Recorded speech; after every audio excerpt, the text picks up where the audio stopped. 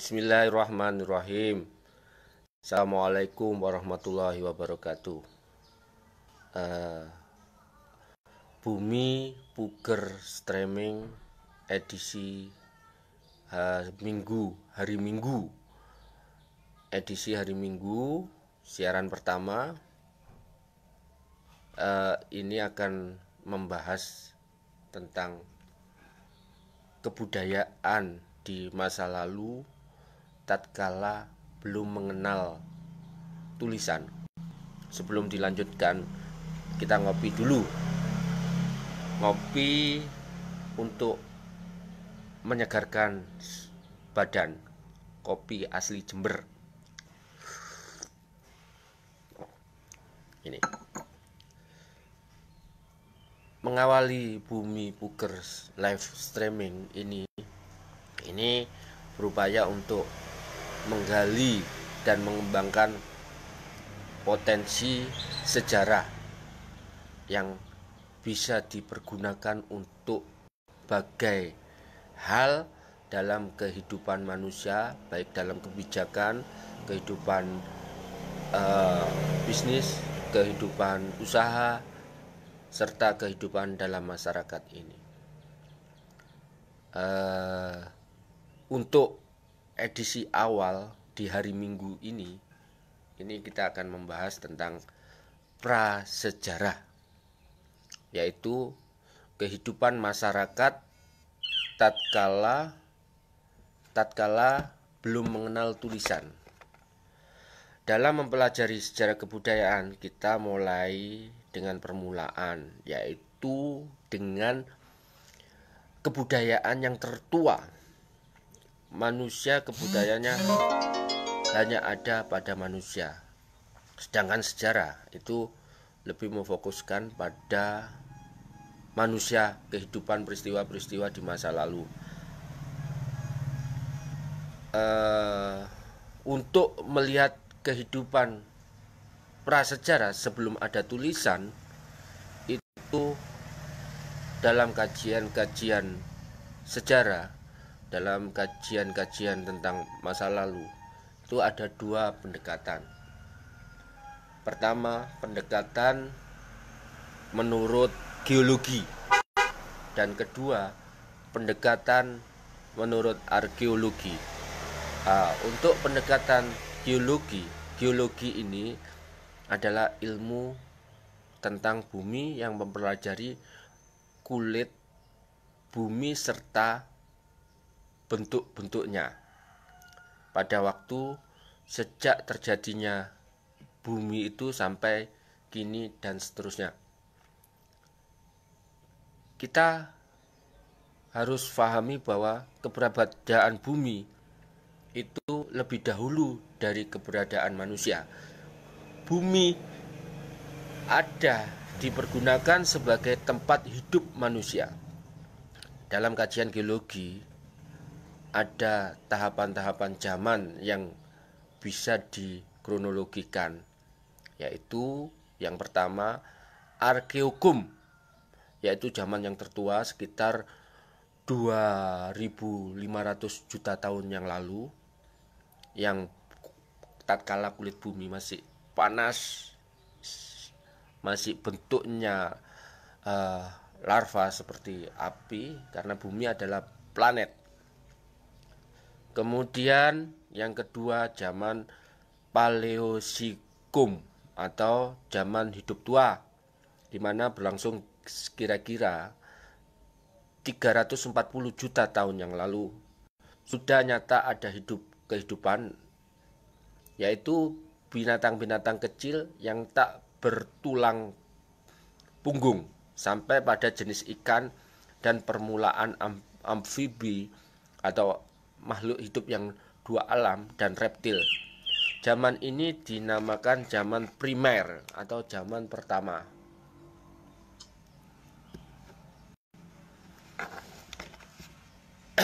Yang ketiga, zaman Mesozoikum atau zaman hidup pertengahan, juga dinamakan zaman sekunder atau kedua, berlangsung kira-kira 140 juta tahun yang lalu. Selama zaman ini hidup berkembang, binatang atau makhluk hidup selain manusia sangat pesat. Jumlah bangsa ikan, amfibi, reptil juga semakin banyak. Jadi kondisi kehidupan di masa itu mendukung untuk hidupnya makhluk-makhluk lain. Dalam pertengahan zaman ini, bangsa reptil mencapai bentuk luar biasa. Bekas-bekas reptil itu menjadi semacam ekofag di lautan maupun di daratan. Reptil raksasa ditemukan hampir di berbagai seluruh di tempat dunia ini. Dinosaurus misalnya sampai 12 meter panjangnya. Sedangkan Atlantosaurus yang ditemukan di Amerika malah lebih dari itu, yaitu 30 meter. Permulaan jenis burung mulai ada, mulai nampak. Begitu pula binatang menyusui yang masih rendah sekali tingkatnya. Namun sebagian besar dari fauna dari hewan terdiri dari reptil, sehingga ada yang mengatakan zaman sekunder ini sebagai zaman reptil. Keempat, zaman Neozoikum atau Kainozoikum atau zaman yang hidup baru, berlangsung sejak kira-kira 6 juta tahun yang lalu sampai kini. Zaman ini dibagi atas 3 zaman: tersier ketiga dan kuarter keempat. Tersier, zaman tersier itu baru zaman binatang-binatang menyusui berkembang dengan sepenuhnya. Sedangkan bangsa reptil raksasa mulai lambat laun lenyap. Pun primat atau primata semacam kera dan sebagainya sudah mulai bermunculan. Jenis kera yang menyerupai manusia sudah ada pula pada akhir zaman tersier ini. Zaman kuarter atau zaman keempat, zaman ini adalah untuk pendapat umum bisa ada yang mengatakan mulai. Sebentar, ada gangguan teknis.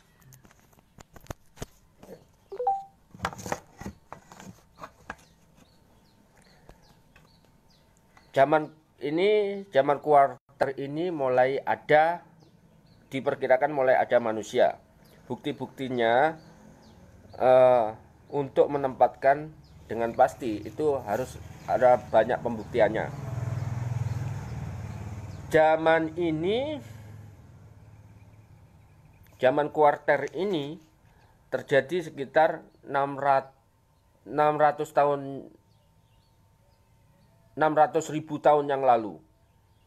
Nah, ini zaman kuarter ini dibagi lagi menjadi beberapa era, yaitu era atau zaman Diluvium atau Pleistosen dan Alluvium atau Holocene. Oh, ada pembagiannya, hanya ada 2. Pembagiannya hanya ada 2. Keliru membacanya. Yaitu Diluvium atau yang disebut Pleistosen dan Alluvium atau yang disebut Holocene. Zaman Diluvium itu berlangsung sekitar 600.000 tahun yang lalu. Ini selama era ini es dari kutub berkali-kali meluas sehingga menutupi sebagian Eropa Utara, Asia Utara, dan Amerika Utara. Maka zaman ini diberi nama zaman es. Kejadian yang disebabkan karena ukuran panas di dunia ini tidak tetap. Istilahnya panas bumi ini berfluktuasi. Ada kalanya naik, ada kalanya turun mendadak. Ukuran panas turun ini, es ini mengalami perubahan mencapai luas yang sebesar-besarnya. Bahwa air laut menjadi turun itu zaman glasial. Air laut turun Sebaliknya, ukuran panas naik, maka es menjadi cair. Daerah yang diliputi menjadi kurang dan permukaan air laut naik. Itu zaman interglasial. Zaman glasial dan berbagai perubahan iklim di seluruh dunia kemudian mempengaruhi keadaan tanah serta kehidupan makhluk yang ada di dalamnya. Adapun zaman aluvium dimulai kira-kira 20.000 tahun yang lalu hingga dewasa sekarang ini masih tetap berlangsung. Di zaman ini terdapat keturunan-keturunan masa lalu manusia atau nenek moyang dari umat hidup sekarang ini. Malahan manusia sudah membentuk satu ras sebangsa kita yang dinamakan Homo sapien atau manusia yang cerdas. Oleh karena ini, maka kebudayaan sebagai hasil ciptaan manusia mengalami perkembangan dan kemajuan yang luar biasa. Ini menunjukkan bahwa alam mempengaruhi dan dipengaruhi oleh kehidupan manusia. Sehingga pendekatan geologis itu penting untuk kita lihat. Sebelum dilanjutkan pada pendekatan yang kedua, arkeologi, itu kita coba rangkum bahwa dari pendekatan geologi itu dibagi menjadi 4 pokok, yaitu pertama Archaikum, kedua Paleozoikum, ketiga Mesozoikum, dan keempat Neozoikum atau Cainozoikum. Sedangkan di era yang kedua tadi, Paleozoikum, itu disebut primer. Era primer, era pertama. Kemudian Mesozoikum disebut era sekunder. Sedangkan era kuarter dan tersier berada di era Neozoikum. Tersier era ketiga, kuarter era keempat. Di era keempat ini dibagi menjadi 2, Delovium atau Pleistocene dan Alluvium Holocene.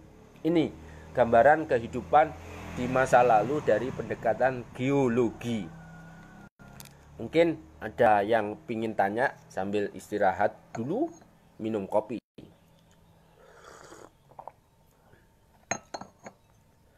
Kehidupan manusia dipengaruhi oleh alamnya. Itu pada intinya. Untuk yang pertama ini, pendekatan geologi.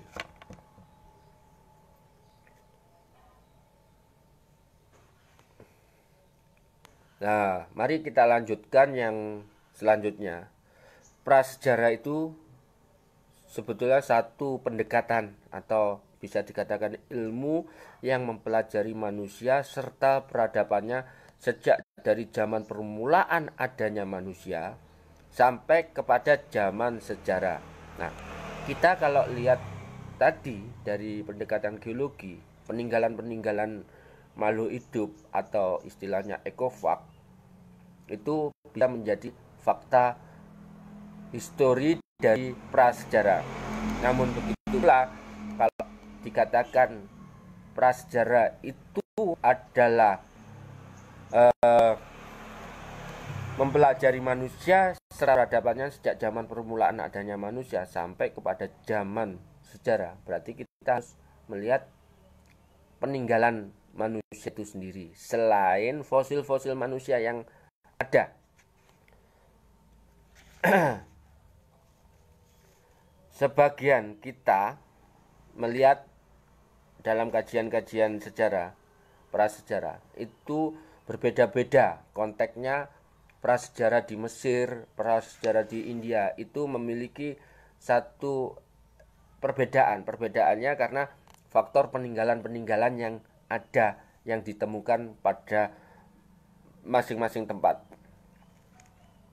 Contohnya, misalnya Sumeria dan Mesir mengakhiri zaman prasejarah mereka sekitar 4000 tahun sebelum tarikh Masehi. Karena zaman itu sampailah pada kita tulisan-tulisan di atas batu. Jadi prasejarahnya di Sumeria itu berakhir pada sekitar tahun 4000 tahun sebelum Masehi. Itu di sana sudah ditemukan, tapi di tempat lain belum.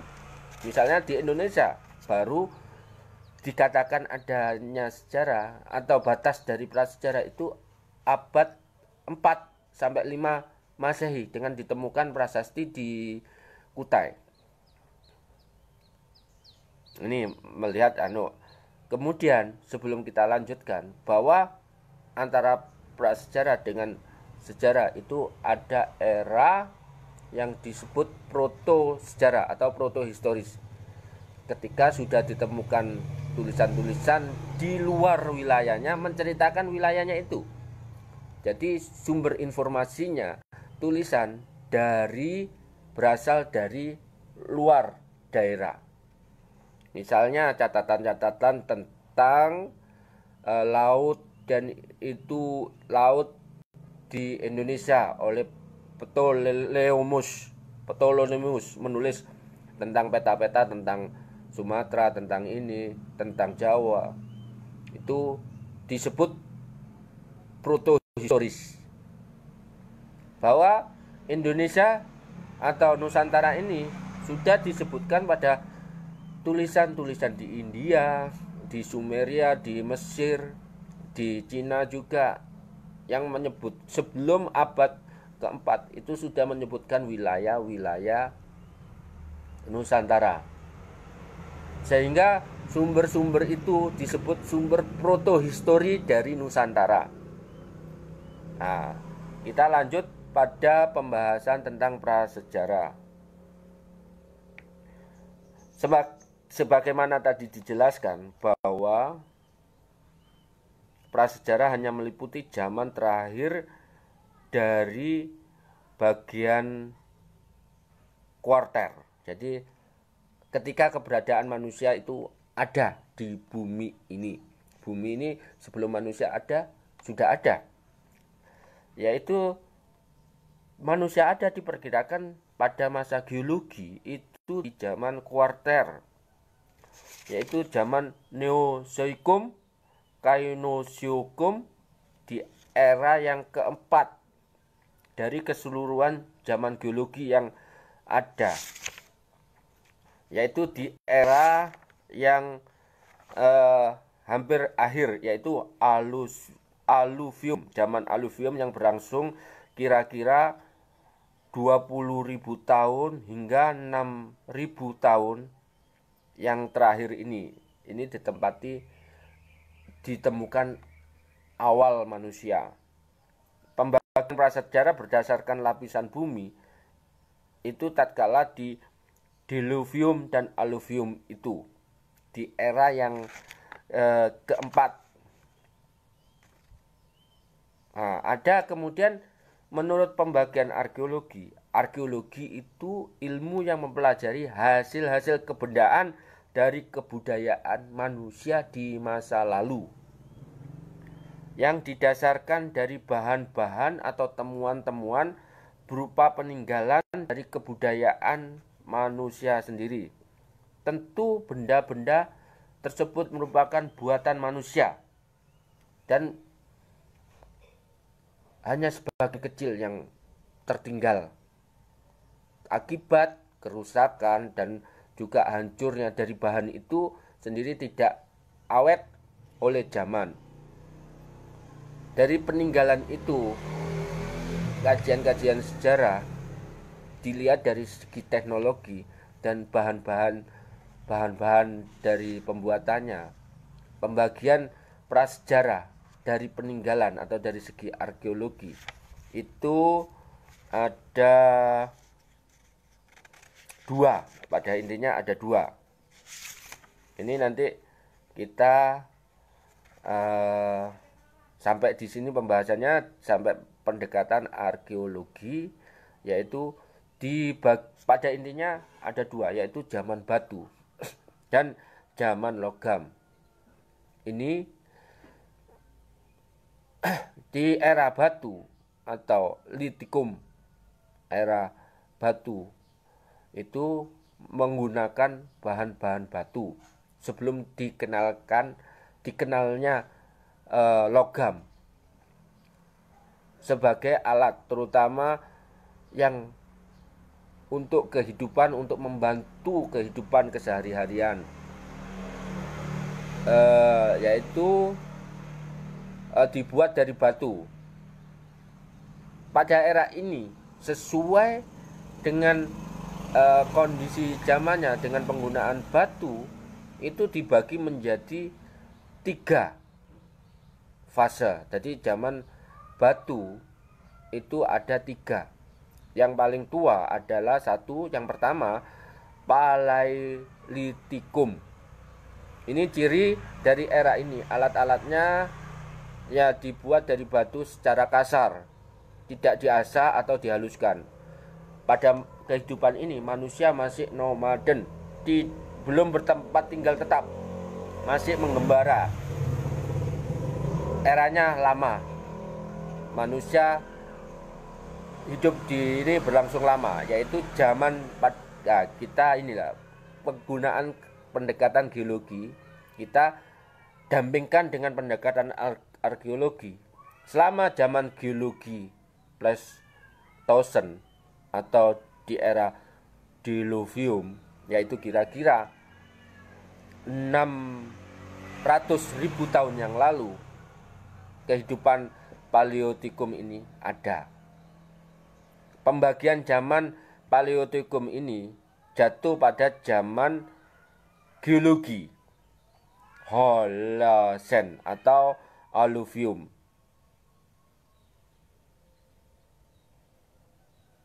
Jadi di masa peralihan Diluvium Alluvium itu manusia akan ada, yaitu di masa kuarter, di masa keempat, di era Neozoikum, di masa geologi. Yang kedua, Mesolitikum atau zaman batu tengah. Alat-alat zaman ini masih menyerupai alat-alat Paleolitikum. Orang sudah mulai bertempat tinggal di gua, di tempat-tempat yang masih belum ada kreasi buatan manusia, yaitu pada era Mesolitikum. Kemudian era yang ketiga dari zaman batu adalah Neolitikum atau disebut zaman batu muda. Alat-alat batu sudah diasah dan diumpam sehingga halus dan banyak pula yang indah-indah. Kecuali tembikar juga sudah ditemukan, dikenal tenunan untuk baju. Orang sudah bertempat tinggal dan bercocok tanam. Nah, itu gambaran dari era zaman batu. Kemudian ada zaman logam, yaitu zaman logam dikenalnya alat-alat dari logam yang lebih kuat dan lebih mudah digunakan. Jadi berarti sudah dikenal pengelolaan materi-materi mineral alam untuk dibuat logam.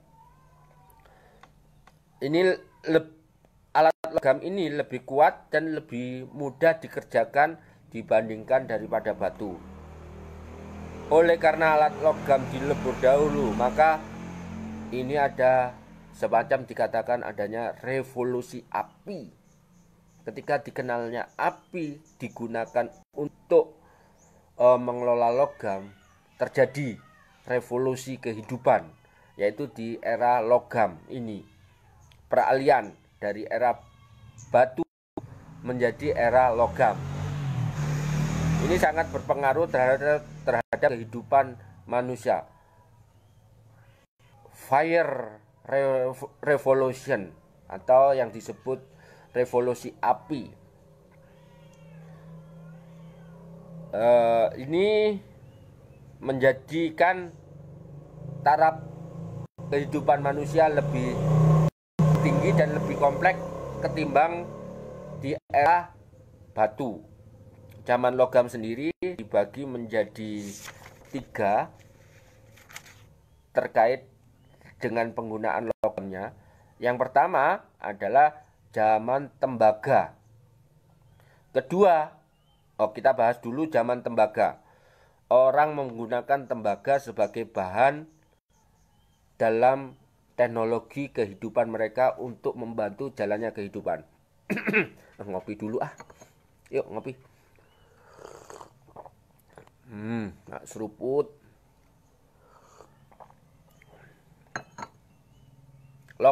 Logam tembaga mineral dari lembaga sudah berarti pada era-era ini udah ada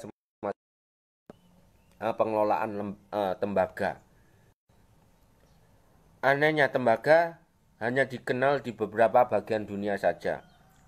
Di Asia Tenggara dan juga di Indonesia sampai sekarang tidak didapatkan zaman tembaga itu, melainkan setelah zaman tembaga, yaitu era yang kedua, zaman perenggu. Orang mendapatkan logam campuran yang lebih keras ketimbangkan tembaga untuk pembuatan alat-alatnya, yaitu perenggu, hasil percampuran tembaga dan timah.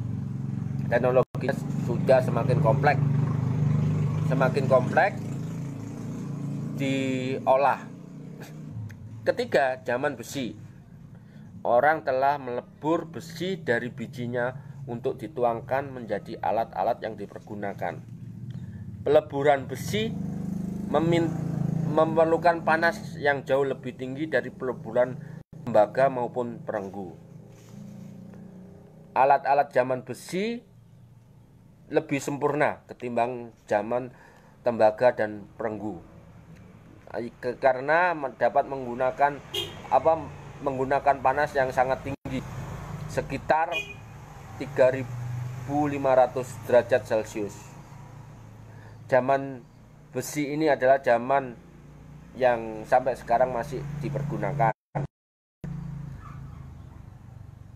Itu gambaran dari zaman prasejarah.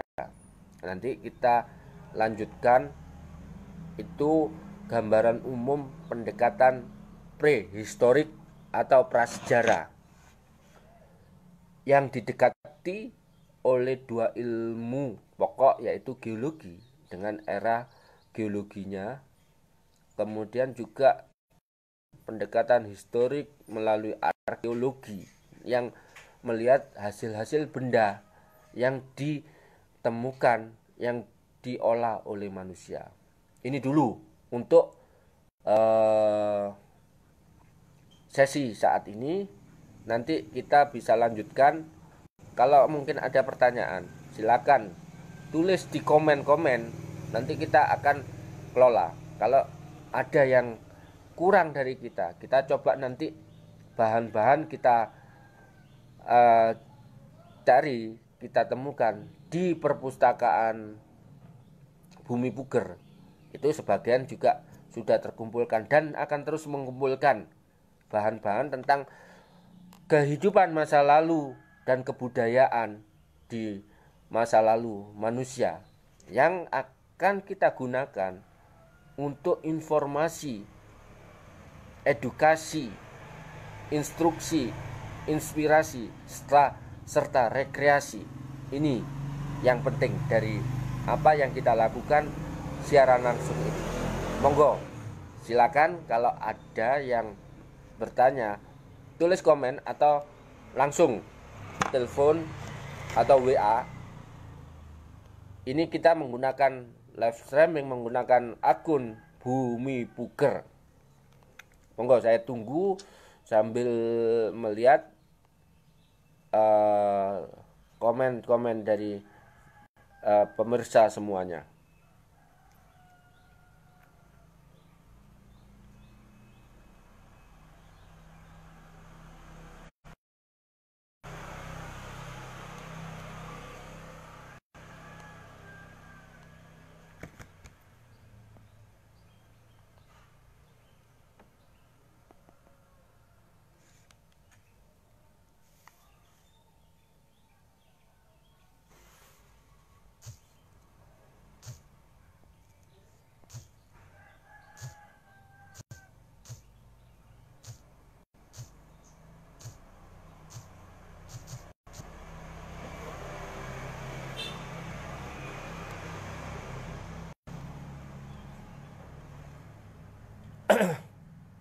Oke, kalau tidak,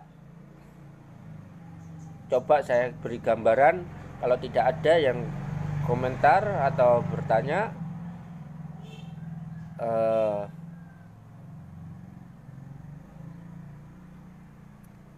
ini tujuan dari live streaming ini adalah untuk menggali dan mengembangkan potensi sejarah yang dapat dipergunakan untuk meningkatkan kesejahteraan bersama. Artinya gini, nanti respon dan tanggapan dari pemirsa semua akan menjadi bahan input. Kita akan menggali terus sejarah, baik pertanyaan, kritik, saran, dan masukan. Itu akan kita jadikan bahan, kemudian kita olah. Karena hari ini, sesi pertama,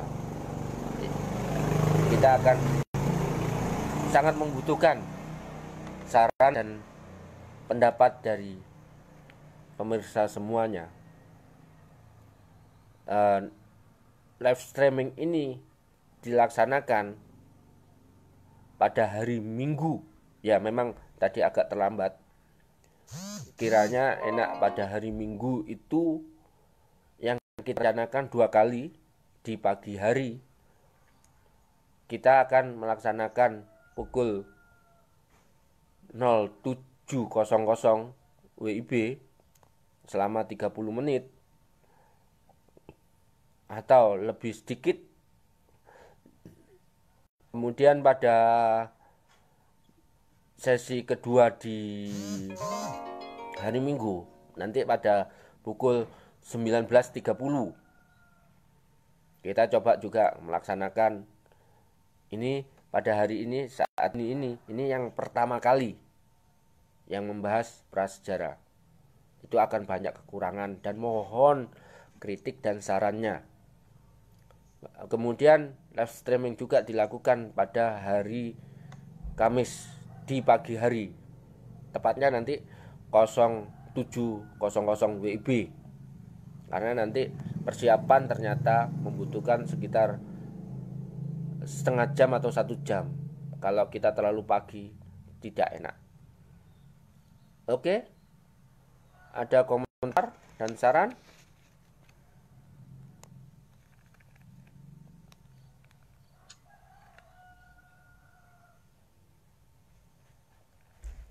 Oke, kita mendekati pukul 8. Sebagai closing statement atau di ini, tiada gading yang tak retak, tiada manusia yang tidak mengalami kesalahan. Untuk hari ini, untuk saat ini,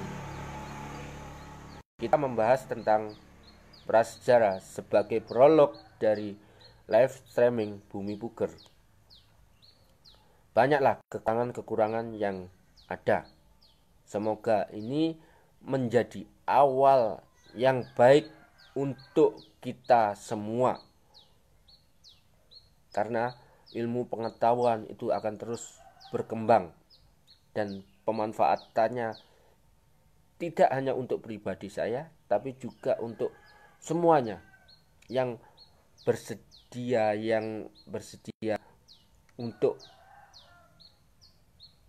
sama atau untuk cocok dengan misi yang kita kembangkan. Misi kita adalah menggali dan mengembangkan potensi sejarah yang dapat dipergunakan untuk meningkatkan kesejahteraan bersama. Gitu penutup dari salah kata mohon diperbaiki, jangan sampai disimpan. Karena kalau kita tidak tahu kesalahan, apa yang akan kita perbaiki? Bahkan kalau kita tidak tahu dari orang lain, kita adalah manusia. Begitu pula Allahu a'lam bishawab. Akhirul kalam. Assalamualaikum warahmatullahi wabarakatuh. Sampai berjumpa di sesi selanjutnya.